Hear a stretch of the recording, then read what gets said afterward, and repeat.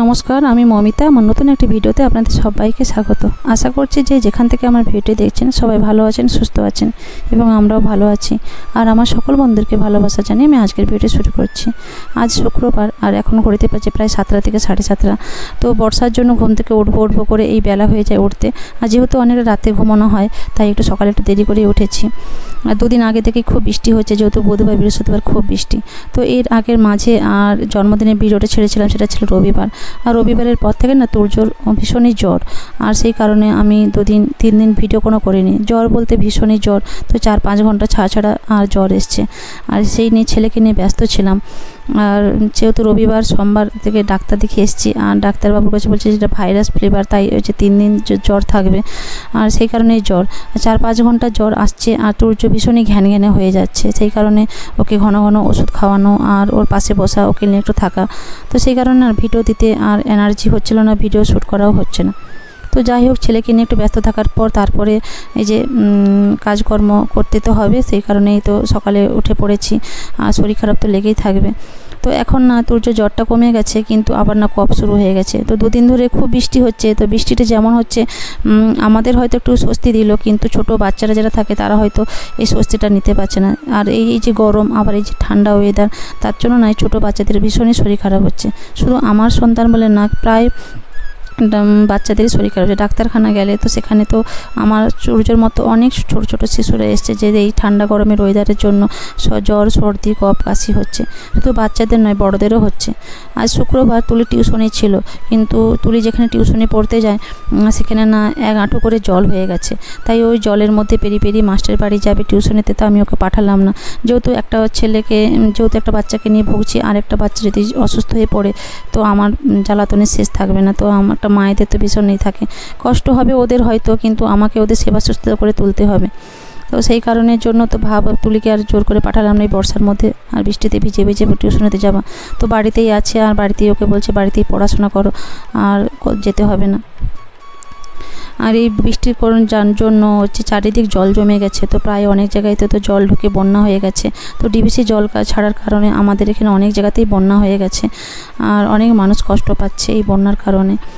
তো হয়তো কিছু মানুষ আছে তাদের হয়তো স্বস্তি, আবার কিছু মানুষ হচ্ছে তাদের হয়তো ভীষণ অসুবিধা হয়ে গেছে এই বন্যার কারণে।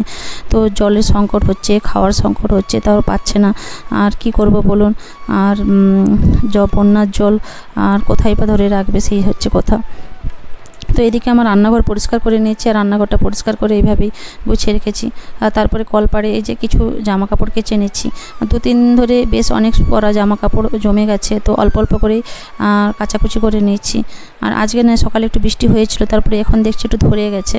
আর ঠিক রোদও নয় আর ঠিক মেঘলাও নয়, সেইভাবে ধরে আছে। তো জামা কাপড়গুলো তাই একটু ভরসা করে সার্ফ জলে একটু ভিজিয়ে দিলাম।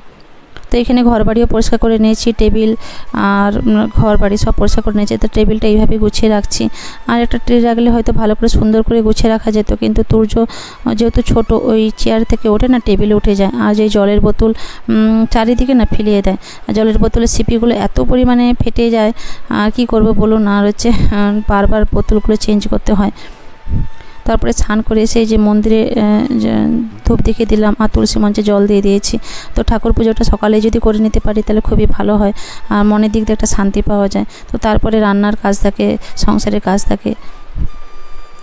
তা চলে এসেছি রান্নাঘরে, আর প্রথমে হচ্ছে তুর্যর খাবারটা করে নেব। আর তুর্যর খাবারটা না এই যে ফর্মুলা মিল্ক আছে, ন্যান দুধটা, সেটাই হচ্ছে তুর্যর চিড়ের মধ্যে দিয়ে দিলাম। তুর্যর চিড়েটা প্রথমে আগে ভিজেছিলাম, তারপরে হাফসা গরম জল করে তুর্যর এই দুধটা গুলিয়ে ওর মধ্যে দিয়ে দিচ্ছি। আর এখানে তুর্য ঘুম থেকে উঠে চলে এসছে। এসে ওর পাপাই ওকে পটি করানো আর হচ্ছে ওষুধ খাওয়ানো করে দিয়েছে। তারপরে তুর্য একটু খেলা করছে, আর ওর খাবারটা আমি ঠান্ডা করে দিয়ে ওকে খাইয়ে দেবো। আর ছেলেটা এই 2 দিনে অসুস্থর জন্য বাড়ি থেকে বেরোতেই পারছে না, আর ভীষণই ঘ্যানঘ্যানা হয়ে গেছে। তো ঘরের মধ্যে থেকে না আরও একটু খিটখিটে হয়ে গেছে। আর তুর্যর পাপা যেহেতু মার্কেটে বেরোবে, 2 দিন একটু বেরোতে পারে না, তো তাই তাড়াতাড়ি করছি। আর মুড়ি খাবার জন্য কিছু একটা করে নিতে হবে। তো এখানে অল্প করে 2টো পেঁয়াজি ভেজে নেব, আর সাথে একটু শসা কেটে নেব। তো এটাই আমাদের সকালের জলখাবার হয়ে যাবে। এই যে শসা আর পেঁয়াজি আর এই যে মুড়ি, আর এটাই আমরা সকালে টিফিন করে নেব। আর তুর্যর পাপা দুদিন বেরোতেই পারে না, তো আপনাদেরকে বলেছিলাম। আর বৃষ্টির কারণে তুর্যর পাপাই কেন, আর কোনো মানুষই বেরোতে পারবে না। তো তুলি তো স্কুলেই যেতে পারে না, আর স্কুলটা আমার বাড়ির পিছনে না বড় হাই গার্লস স্কুল আছে, তো সেটাখানেই তুলি পড়াশোনা করে। আর অন্য কোনো দূরে কোনো স্কুলে তুলিকে আমি স্কুলে পাঠাইনি, যেহেতু আমার পিছনে বড় একটা হাই স্কুল আছে, এটা স্কুলটা খুবই ভালো, তো এখানেই তুলি স্কুলে যায়। তো ওপরে ঘরে এসেছি, তো ওরা যেহেতু ঘুমিয়েছিল আর বেলা করে সব উঠেছে, তাই ওপরে ঘরটা পরিষ্কার করা হয়নি। তো এখন এসেছি ওপরে ঘরটা পরিষ্কার করে নিই। আর এই বেডশিটটা কালকেই বিছিয়েছিলাম, তো আজকে এই বেডশিটটাই বিছিয়ে দেবো।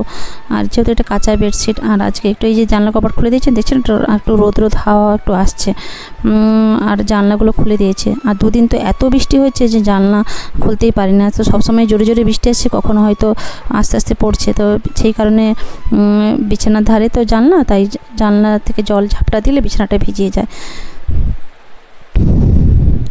তো ওই জন্য বিছানাটা পরিষ্কার করে নিয়েছি, আর জায়গা মতো বালিশগুলো সব রেখে দিচ্ছি। তারপরে ঘর বাড়িটা ঝাঁট দিয়ে দেবো। আর ঘরটার মধ্যে না দুদিন ধরে জানলা কপাট সব লাগানো ছিল, তো ঘরটা একটা স্যাঁতস্যাঁতে একটা গন্ধ থাকে। বর্ষাকালে কী বলুন তো, জানলা কপাট সব লাগানো থাকলে ঘর এমনিতেই স্যাঁতস্যাঁতে হয়ে যায়, তারপরে একটা বাজে গন্ধ থাকে। যদিও রুম স্প্রে দেওয়া থাকে, তবু একটা ছোটো বাচ্চার ঘরে তো কখনো টয়লেট করে নেয়, কখনো হয়তো এটা ওটা খাওয়ার ফেলোয়, তো ঘর তো একটা নোংরা হয়ে থাকে। তো সেই কারণে ঘরটা ভালো করে ঝাঁট দেওয়া, মোছামুছি করা, পরিষ্কার করা সবসময় ভালো। তো কখনো হয়তো আমি সকালে ঝাঁট দিয়ে যাই, আবার কখনো হয়তো আমি দুপুরে এসে ঘরটা মুছে নিয়ে নিই। তো এইভাবে কী বলুন তো, ঘরটা পরিষ্কার রাখলে তাতে কী বলুন, বাচ্চার অসুখ বিসুখও কম থাকে। তুর্যর কিন্তু অনেক দিন ধরেও শরীরটা খারাপ হয়নি, বেশ ভালোই ছিল। জানি না এই ওয়েদারের জন্য আবার তুর্যর চট করে জ্বর আর সর্দি কফ কাশি হলো। তো বাচ্চাটাকে নিয়ে আমরা সকলেই বেশ চিন্তিত আছি যে এতটা শরীর খারাপ কখনো তুর্যর হয়নি। তো সেই জন্য মনটাও ভীষণ খারাপ, আবার কফ, তার সাথে কফ হচ্ছে, আর কফটা না ভীষণ পরিমাণে ঘড় ঘড় করছে। আর এই এত বৃষ্টি হচ্ছে, তো স্নান করাতেও ভয় লাগছে, আবার স্নান করালেও যেন মনে হচ্ছে বেশি কফ লাগছে। তো ঘরবাড়ি পরিষ্কার করে নিয়েছি, আর ঘরবাড়ি ঝাঁট দিয়ে দিয়েছিলাম। এই যে সেন্টার টেবিল, ড্রেসিং টেবিলটাও পরিষ্কার করে নিয়েছি, আর সাথে এদিকে খাটটাও পরিষ্কার করে নিয়েছি।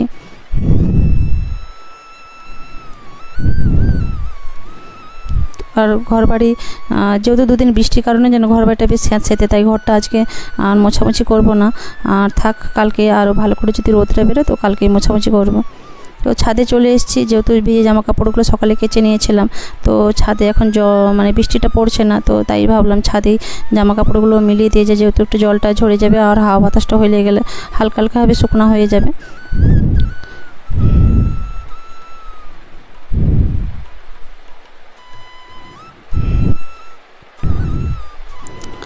এই যে নিচে চলে এসেছি, আগে ভাতের হাঁড়িটা বসিয়ে দিয়ে ছাদে গেছিলাম, তো ভাতটা হয়ে গেছে, তো কড়া জেলে দিয়েছি। আর এদিকে হচ্ছে আলু আর পেঁয়াজ, একটু আদা রসুন একেবারে কেটে নিয়েছি, আর এখানে যে সজনে শাক ভাজা করব। আর এই হচ্ছে আজকে রান্না, আর বেশি কিছু রান্না করব না। আর তুর্যর ওই যে গাজর পেঁপে দিয়ে একটু চিকেনটা বসিয়ে দেবো, স্টুর মতো করে দেবো, ওকে পাতলা।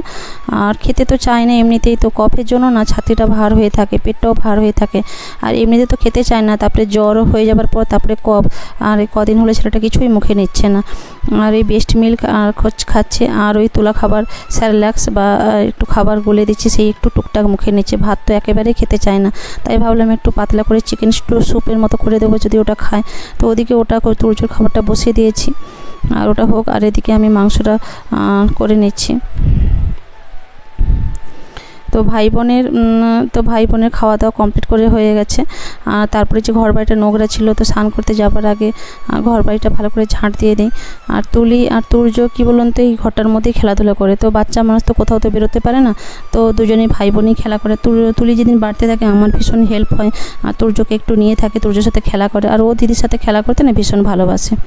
তো বেশ কিছু কাঁচা লঙ্কা ছিল, আর তো তুলিকে কাঁচা লঙ্কার মঠাগুলো ছাড়াতে দিয়েছিলাম, তো সেগুলো ভালো করে ছাড়িয়ে ভালো করে পরিষ্কার করে জায়গা মতো রেখে দিয়েছে। তো তুলিকে ছোটো ছোটো কাজগুলো দিয়ে থাকে, যেমন সবজিপাতি গোছানো আর কাঁচা লঙ্কার বটা ছাড়ানো, তাহলে কি হয়, তুলি এই কাজগুলো না ভালোভাবে শিখতে পারবে। তো চলুন, ছেলে মেয়ে তো খাওয়া দাওয়া শেষ হয়ে গেছে, তো আজকের মতো ভিডিওটা আমি এখানে শেষ করছি। আপনারা ভালো থাকবেন, সুস্থ থাকবেন, ফিরে আসছি।